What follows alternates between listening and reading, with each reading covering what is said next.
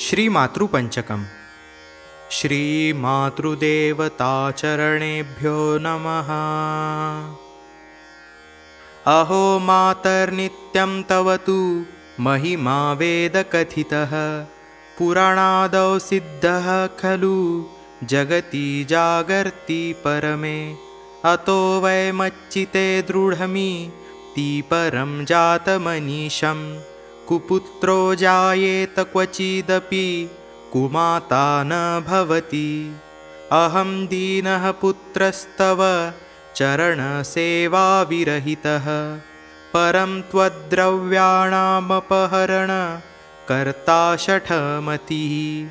तथाप्यार्ये पाल्यस्त्विति जननी संवीक्ष्य पदवी, कुपुत्रो जायेत क्वचिदपि कुमाता न भवति।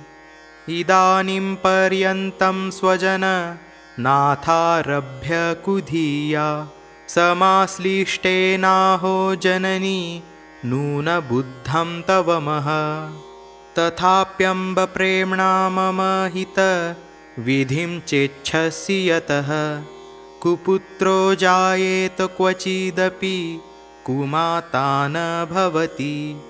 मया गर्भावासात् क्वचिदपि सकृनैव सुखिता, परं त्वं क्लेशानामयी जननी पात्रं बत कृता।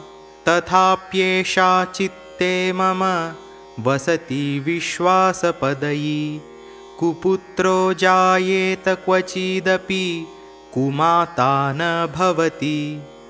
कदाचित् सेवा ते जननी खलचित्तेन हि मया, कृतानो सद्वाक्यैरपि किमुत शास्त्रीयविधिना।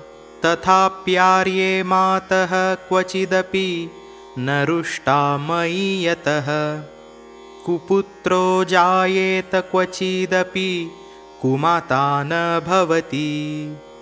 श्रीमातृपञ्चकमिदं रचितं सुपद्ये दुर्गाभिधेन कविनन्दकिशोरजेन।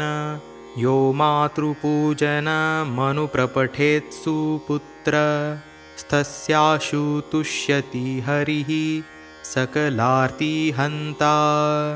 इति श्रीमातृपञ्चकं सम्पूर्णम्।